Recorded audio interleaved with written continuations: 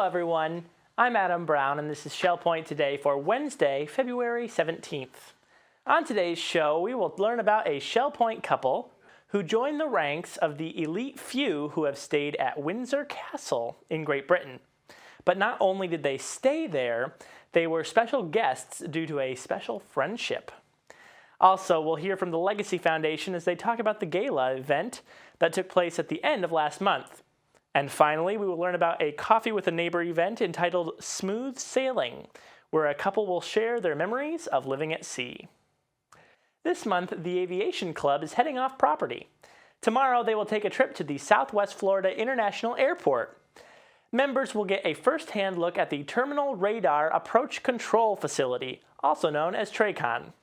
It will be a fun and informative trip that is sure to heighten your senses, but you must reserve a spot by calling Joe Clank of Royal Bonnet at 690-7758. The cost of the trip is $10 and departs at 12 noon. Bro and Dede Darcy were recently treated like British royalty. They had an exciting time in the UK, where they stayed at the Queen's favorite weekend residence, Windsor Castle. While the Darcys are not heirs to the throne, they do have a friend who is appointed governor of the castle and invited them for a two-night stay. As Dede describes it, it was a once-in-a-lifetime experience.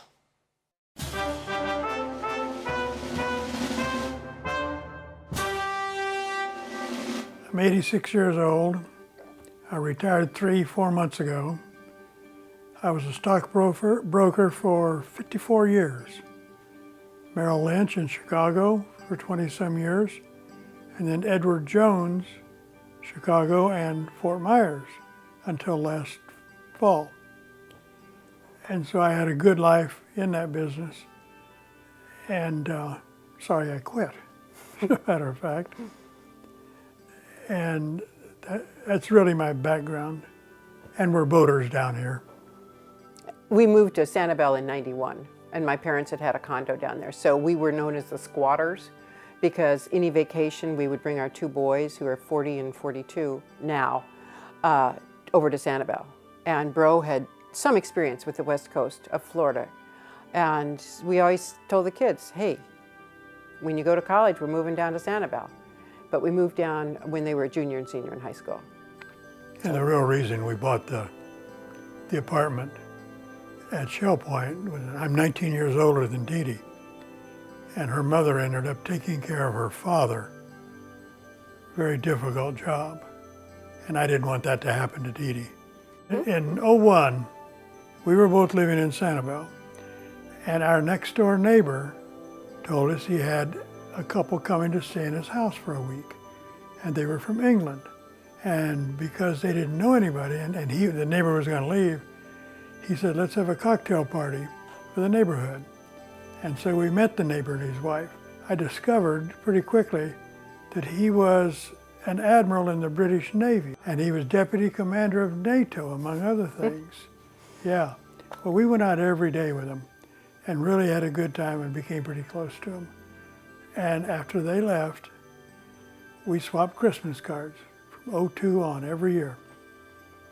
And a letter came this spring. We had not seen him.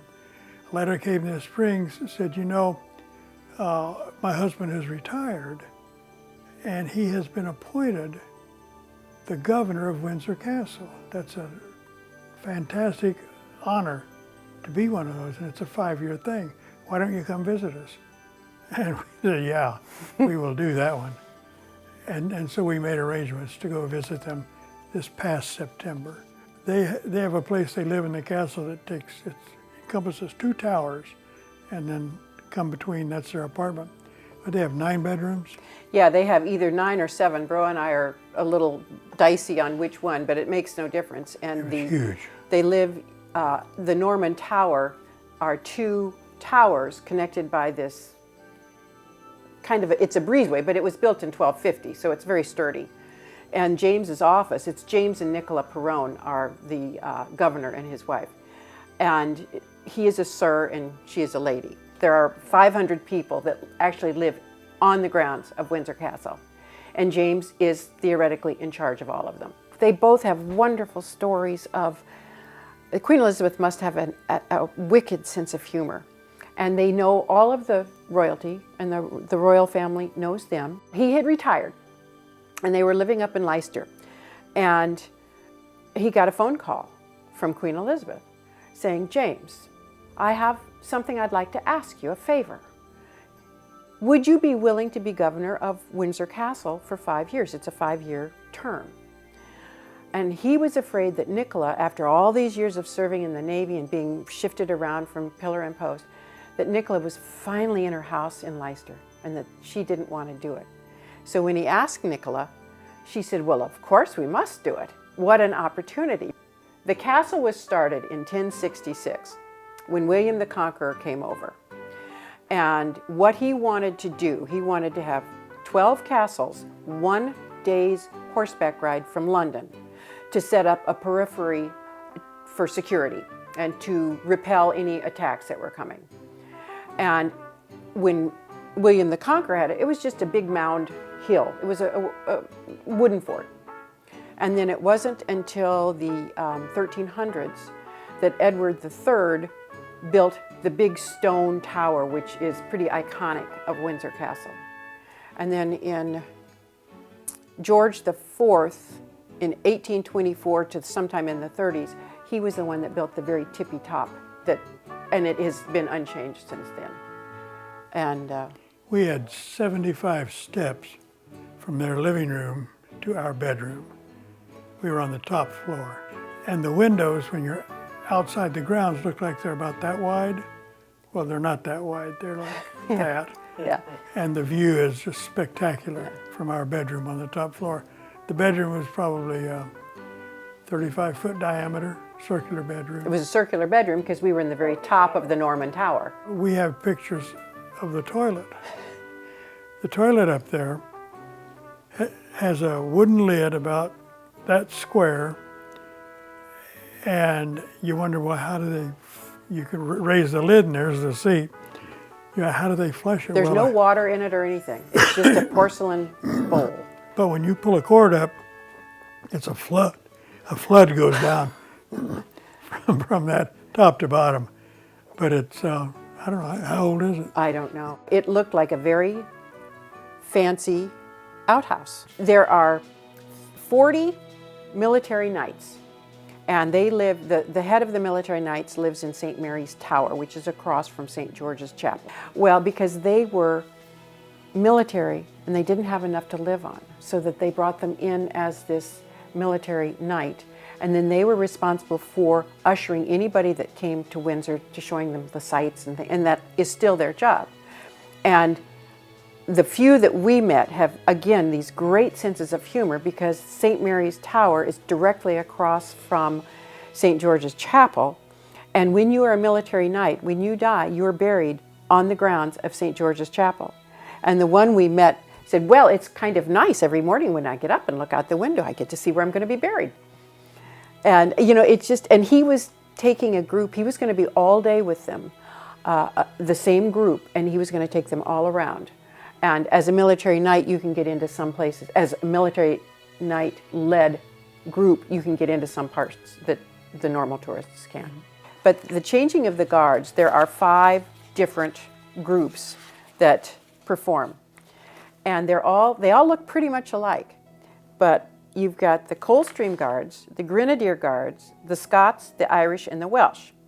Well, how you can tell them apart, because the uniforms all look the same, is the Coldstream has pairs of buttons. So you have 2 here, 2 here, 2 here. The Grenadiers just have single buttons. The Scots have groups of 3 buttons. The Irish have 4 buttons, and the Welsh have 5 buttons.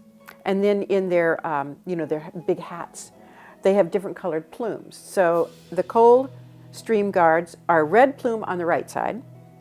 The Grenadiers are white on the left side. The Scots have no feathers, and they're also called hackles.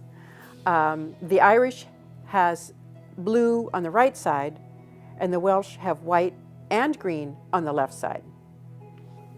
And Bro kind of got a kick out of it, because here we are with Nicola and their dog Lottie, who is a working spaniel. And way off in the distance are all the people that had come to see the changing the guards.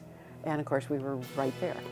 they all have great senses of humor. They all know everybody. They are just, again, ordinary is not the right word, but they're just extraordinarily ordinary. How's that? And the name of my little book was An Undreamt Dream Comes True, because it was like a dream. Jerry and Phyllis Ingalls have an exciting story to tell of their days living at sea. Their experiences have been captured on video, and you can meet them and hear and see what life was like as they traveled abroad on the ocean waters. Terry Colath visited with the Ingalls recently to get a taste of what's to come at this Friday's Coffee with a Neighbor event entitled Smooth Sailing. Hi, I'm Terry Colath, and I'm here today with Phyllis and Jerry Ingalls of Eagles Preserve, and I have convinced them to give us a Coffee with a Neighbor program on a topic that's fabulous, and it's called smooth sailing. Thanks for joining me. Good to be here, Terry. As a former sailor, I love your story, and I especially love the way you're going to share it with us in this Coffee with a Neighbor program. Tell us what the plan was, Phyllis, for your presentation. For the presentation? Well, I've had many people ask us, how could you do this? How could you two still be together and live on this small sailboat? Exactly. Good question. And so anyway, we thought maybe it'd be fun to put it all together and answer some questions, and in doing so. And so we did put this DVD together. And it has some music, and our narration is basically our talking to each other on the boat. So it's a little different twist. It's not just where we went, but how we got there. Oh, so fascinating. Well, we all know you in different ways, other than sailors. But Jerry, how long of an adventure was this with you and Phyllis? This video is actually a 2-year trip, separated by a couple of years. So it's 1991, 92, and then 94, 95. So when we did this trip, we didn't want to go from marina to marina and have dinner out every night. So we anchored out almost 100% of the time. Really? Caught our own fish, did that kind of thing. So it was an adventure, not just a sailing trip. So 91, 92, 94, 95. Correct. Now 2016, you are still married. How does that work out? Are you going to share a little bit about that? It seems like it would give you plenty of challenges to get to know each other and grow as a couple. We met a lot of people along the way in the beginning, couples. And after probably New York, getting closer maybe to Chesapeake, there was only one on the boat because the others went home, and they were usually the ladies. Oh. They gave up. So it does take a little bit of togetherness, a lot of togetherness. But you have to really love sailing. Right. You can't go just because your husband likes sailing and I'm going to go along with him. You both have to love it, because for Jerry and I, when we made the decision to do this, we took lessons. And the instructor that we had us working both sections of the boat at all times, which we requested. If I was at the helm, and he would work with me, but I said if Jerry got hit by the boom, exactly, I would be out there and wouldn't know what to do. So we worked back and forth. I did anchoring the same as he did. I did docking the same as he did. And in the film, you'll see me up on the mast, because I had to go up because I couldn't pull him up in the bosun chair. He pulled me up. He gave me all the instructions on what I had to do when I got up there, however. But that's the way you work together, and that's what we did. Well, I hope that you will take some time, especially if you've already picked up a ticket, to come to Smooth Sailing Friday, February 19th. Spend a little time with Phyllis and Jerry Ingalls in a way you may not have known them. Last month's gala event was enjoyed by many of you, who were treated to delicious raspberry desserts and music by Elizabeth Von Trapp. Also, Shell Point President Peter Dice gave everyone a preview of what's in store in terms of expansion and growth. The event was sponsored by the Legacy Foundation, and Jeff Cory and Melody Desilets are standing by to give us a recap. Hi, I'm Jeff Cory from the Legacy Foundation here at Shell Point. I'm joined today by Melody Desilets, and we're talking about the annual gala that was held on January 29th. It was really a fantastic event. Melody, wasn't it a special time here at Shell Point? Well, Jeff, it truly was. From the decadent Norman Love desserts to the beautiful sounds of music by Elizabeth Von Trapp, to the inspirational message from our president, Peter Dice, about his vision for the future of Shell Point. So it was a fantastic event, and of course our residents were dressed to the nines and everybody looked stunning. They sure did. We had a packed house both at our afternoon showing and at the evening as well. And Mr. Dice really shared from his heart and about the future of Shell Point. A lot of residents really interested in that. And we had a packed house, but we know there are some residents that weren't able to make it to the event. So we're going to have a special airing on Shell Point TV of the gala, one-time showing. And when will that be? Well, Jeff, due to the requests that we heard from residents who maybe weren't able to attend the gala, or from those who just want to see it again because it was a fantastic event, we will be airing it one time only for the first time on SPTV Channel 12. Now, this is happening this Friday, the 19th at 7 p.m. Now, DVDs will not be available of this gala, so you do want to tune in, again, Channel 12, this coming Friday at 7 p.m. You'll see the whole gala one more time, and then you can look forward to next year's. The gala really is about celebrating life here at Shell Point, Melody, and it's really a special time that we can encourage and thank our donors, thank all of our residents for being a part of our family. That's right, Jeff, and it was such a privilege for the Legacy to be a part of this wonderful event, and we just want to thank all of those departments out there who did help make this a successful event, and of course our very generous and giving residents of time, talent, and treasures. So be sure to tune in. Thank you so much for joining us, and thank you for being a part of this wonderful Shell Point family. And now it's time for all of today's happenings, Academy news, menus, and Village Church connections. Hello and happy Wednesday. This is the happening segment of Shell Point TV. I'm Caitlin Van Scoy. And I'm Bev Chandley. And we're going to give you all of Wednesday's activities. We start at 7:45 with men's Bible study. They'll be in the Osprey room. Pickleball is available at the game courts at 8 o'clock. And also at 8, men's match play tennis will be at the Woodlands tennis courts. Lily & Company Jewelers will be here for their weekly jewelry service at 8:45 in the Resident Activity Center. Also in the Egret room at 9 o'clock, there'll be Geraci Travel here for all your traveling needs. At 9 o'clock, Watercolor Group with Phil Hilton will be meeting in the art studio down in the Island Tunnel. And the Card Making and Scrapbooking Group will be gathering in the Tarpon room at 9:15.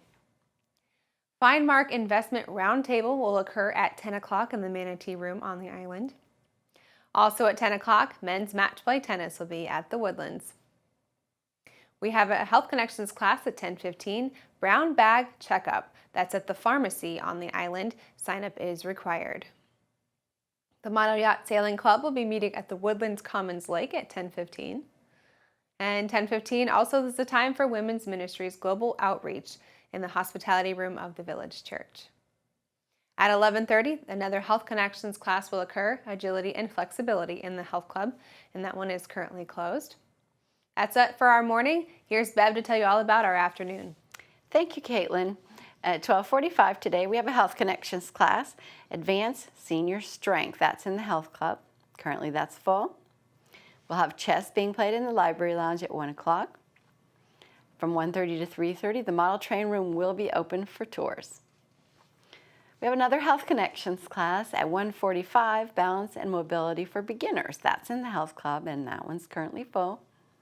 2:15, the Knitters Anonymous group will be in the Osprey room on the island. Jazz and Stuff will be playing in the Grand Cypress room at 2:30. Head on down for some fun jazz music.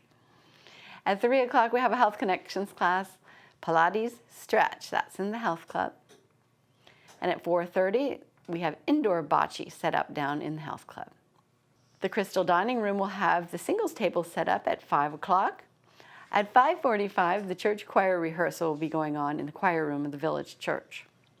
Our last activity of the day is a 7:15 prayer and praise at the Village Church. Thanks for joining us today, and we'll see you back here again tomorrow. Hi, I'm Terry Kolath with your Academy information for Wednesday. At 9 o'clock, Digital Camera Prep School continues in the Sabal Room of the Woodlands. At 10:15, the Google Workshops will continue in the Technology Teaching Center on the island for those who have contacted the instructor, Larry Brock. At 1 o'clock, we have Intermediate Bridge in the Game Room of the Woodlands. And I'd like to tell you what's coming up tomorrow. Middle East Turmoil with Professor Adrian Kerr. Don't forget there is a change of location. Middle East Turmoil with Professor Adrian Kerr will be in the Grand Cypress Room of the Woodlands. Menus for Wednesday. In the Crystal Room, the Crystal Platter is petite sirloin with twice baked potato and broccoli. The dinner special is the All-American Buffet for $14.95, and the soup of the day is lentil. In the Island Cafe for lunch, the special is a Philly cheesesteak with fries for $7.75. The dinner special is grilled shrimp for $8.75. Dinner specials in the Palm Grill are Persian spiced lamb shanks for $17.95 or spaghetti bolognese for $14.95. All menus are available 24 hours a day at www.shellpoint.net. Welcome to Village Church Connections. I'm David Pavey. Recently, I drew some lessons from heroes who explored the Antarctic. Today, I have another story from the first of those adventures, the Terra Nova expedition led by Robert Scott. It concerns Captain Lawrence Oates, an English cavalry officer who had fought in the Boer War in South Africa. There he had suffered a gunshot wound to his left thigh, which shattered his leg and left it an inch shorter than his right leg when it eventually healed. Oates walked with a limp thereafter. In 1910, however, Oates applied to join Robert Scott's Antarctic expedition, hoping to be part of the team that would be the first human beings to reach the South Pole. Scott, Oates, and 14 other members of the expedition set off from their base camp on November 1st, 1911. At various predetermined points during the 895-mile journey to the pole, Scott sent the support members of the expedition back to base in teams. Oates, however, was selected to join Scott and 3 other heroes to plod the last 167 miles to the pole. The 5 men set out on the 4th of January, 1912.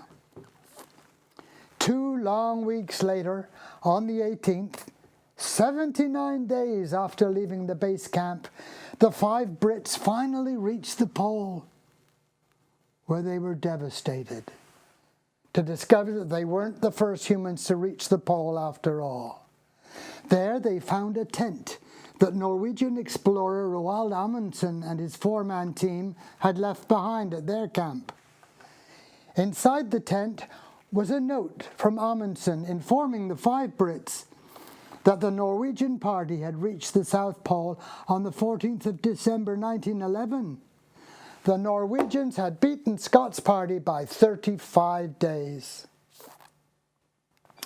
The demoralized 5-man British team then began the 895-mile return trek to their base, only to suffer extremely difficult conditions.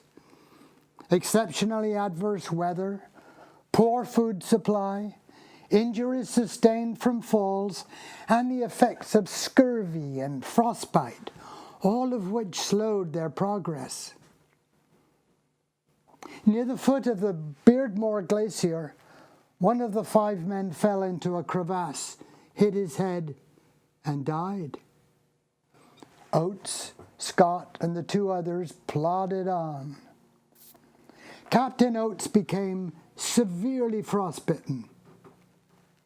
His gangrenous feet and general weakness, aggravated by his old war wound, began to slow down the progress of the quartet even more, so that they could not keep up the daily distances needed to reach provisions before their rations were exhausted. In his diary, Scott wrote, "Oates' feet are in a wretched condition. The poor soldier is very nearly done."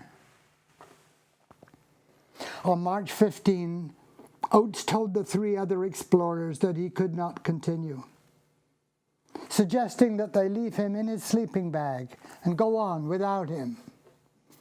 They refused. He slept that night, hoping not to wake up, but he did wake up. And in the early morning of March the 16th, 1912, on his 32nd birthday, without going through the painful exertion of putting on his boots, Oates said to his colleagues, "I am just going outside, and maybe some time." Then he stepped outside into a raging blizzard and temperatures of minus 40 degrees centigrade to face death. Scott recorded the event in his diary. "We knew that Oates was walking to his death. It was the act of a brave man and an English gentleman," wrote Scott. Oates' memorable phrase lives on in the English-speaking world as among the most famous of last words. "I am just going outside, and maybe some time."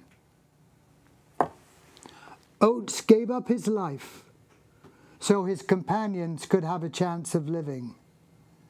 Now think about it.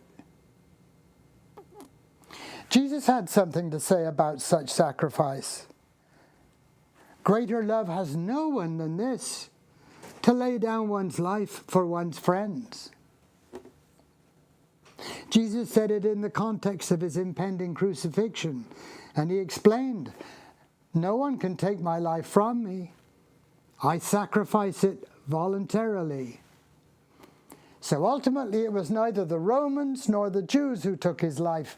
It was Jesus himself who gave up his life as a substitutionary sacrifice. "I am the good shepherd," he said. "The good shepherd lays down his life for his sheep." Oates died for his friends. Christ died for his enemies. That includes you and me. Oh, I should finish the story of Captain Oates. He gave his life that others might live, but his sacrifice made no difference to the eventual outcome of the team. Scott and the remaining 2 explorers pressed on for 20 miles towards the next food depot, but were stopped by a fierce blizzard. Trapped in their tent by the weather and too weak, cold, and malnourished to continue, they died a few days later, only 11 miles short of their next food depot that could have saved their lives. Their frozen bodies were discovered by a search party. Oates' body was never found. Thank you for tuning in to Village Church Connections. Thanks for joining us for this edition of Shell Point Today. On tomorrow's show, we will learn about a walk for bladder cancer. And Seth Bendel of Teledora will give us a preview of his class on the salt industry of southeastern Massachusetts during Revolutionary times. Until then, this has been Shell Point Today for Wednesday, February 17th. I'm Adam Brown, and I'd like to thank you on behalf of everyone here for watching. We'll see you tomorrow.